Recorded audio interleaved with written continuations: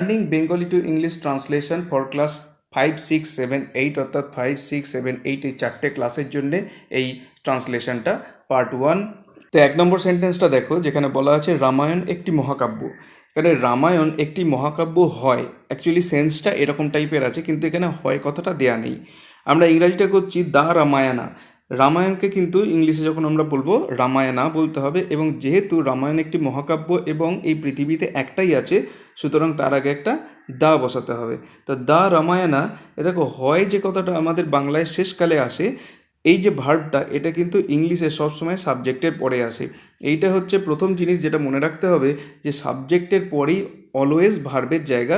তো আমাকে যখনই ভার্ব দিতে হবে, যেটা বাংলায় থাকে সবার শেষে, সেন্টেন্সের শেষে, ইংরাজিতে কিন্তু এটা 2 নম্বর পজিশনে থাকে, অর্থাৎ প্রথমে কর্তা বা সাবজেক্ট, তারপরেই থাকে কিন্তু ভার্ব। তো the Ramayana is an epic. Epic মানে মহাকাব্য, এবং যেহেতু এটা একটা আর্টিকেল, যেহেতু এটা একটা ভাওয়েল দিয়ে শুরু হচ্ছে, সেই জন্য তার আগে আমাকে একটা আর্টিকেল দিতে হবে, সেটা হচ্ছে অ্যান। তো the Ramayana is an epic. Epic মানে মহাকাব্য। নাম্বার 2, যেখানে বলা আছে ধনী লোকেরা সুখী। ধনী ইংরাজি আমরা জানি রিচ, কিন্তু যদি ধনী একটা শ্রেণীকে বোঝানো হয়, তখন তার আগে আমাদেরকে একটা ওই ডেফিনাইট আর্টিকেল দা দিতে হবে। তো তখন আমার ইংরাজিটা করতে হবে রিচ, দ্য রিচ আর হ্যাপি।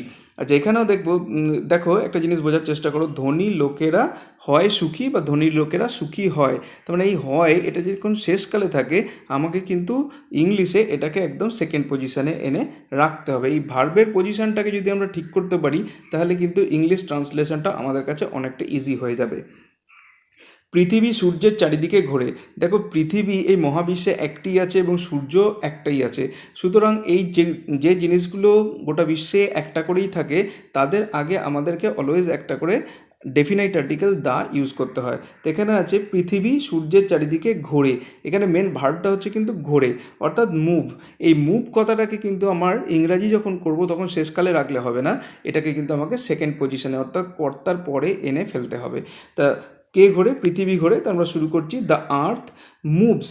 যেহেতু আর্থ হচ্ছে একটা থার্ড পার্সন এবং সিঙ্গুলার নাম্বার একটাই, সেই সিঙ্গুলার নাম্বার হওয়ার জন্যে ভার্বের পরে কিন্তু এস বা ইএস যোগ হয়। এটা হচ্ছে একটা গ্রামারের নিয়ম। তো আমাকে মুভ রাখলে হবে না, মুভস করতে হবে। The earth moves around the San.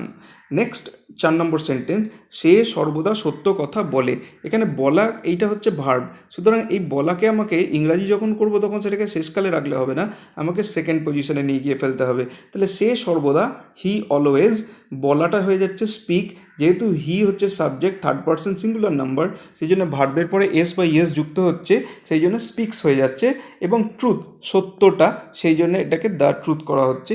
He always speak the truth, সে সবসময় সত্য কথা বলে। নেক্সট, মানুষ এটা করতে পারে না। মানুষ এটা করতে পারে না, পারে না, এটা হচ্ছে আমার এখানে ভার্ব।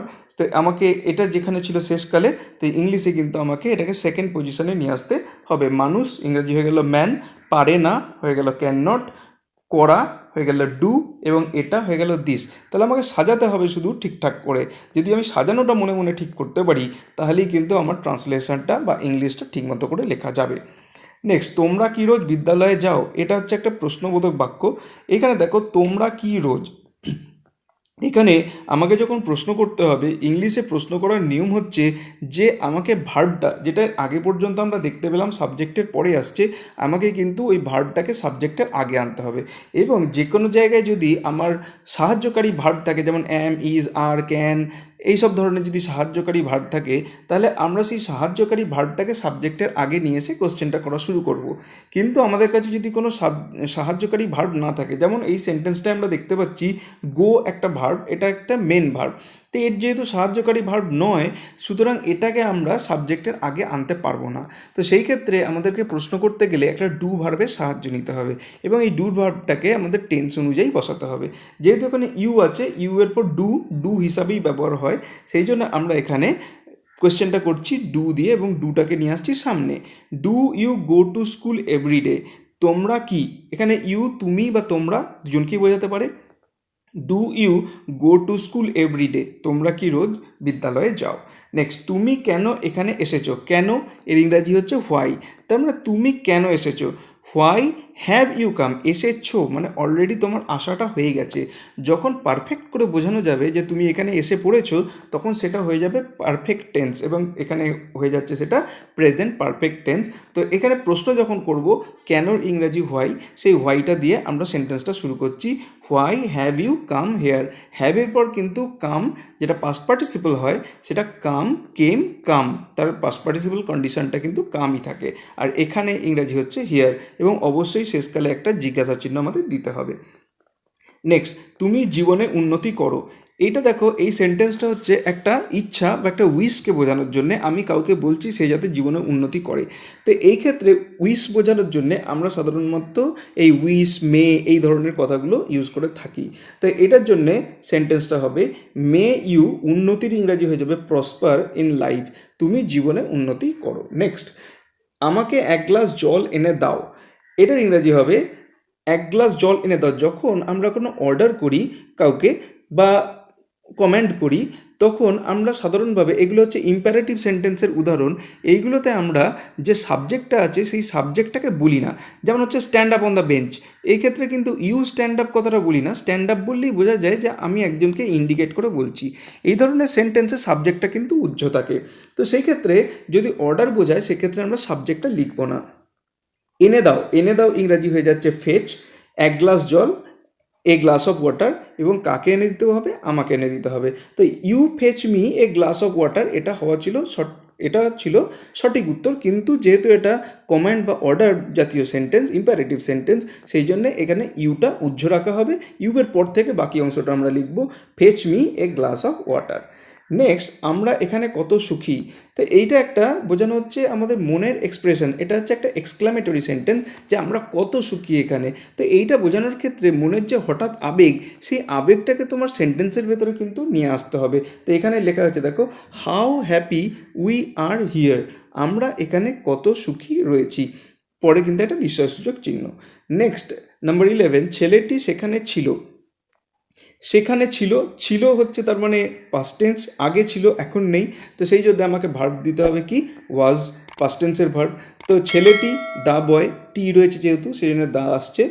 আর সেখানে ছিল, সেখানে ইংরাজি দেয়ার, এবং যেহেতু এখানে ছিলটা শেষকালে আছে, আমাকে ইংলিশ ট্রান্সলেশনের ক্ষেত্রে এটাকে সেকেন্ড পজিশনে আনতে হবে, সেই জন্য হয়ে যাবে the boy was there. Next, number 12, আমাদের গাড়ি নেই। তাহলে আমাদের নেই মানে এটা পারফেক্ট করে বলা হচ্ছে আমাদের কাছে নেই, সুতরাং এটা একটা প্রেজেন্ট পারফেক্ট টেন্সের উদাহরণ হবে উই হ্যাভ নো কার, আমাদের কোনো গাড়ি নেই, একদম পারফেক্ট করে বলা যাচ্ছে।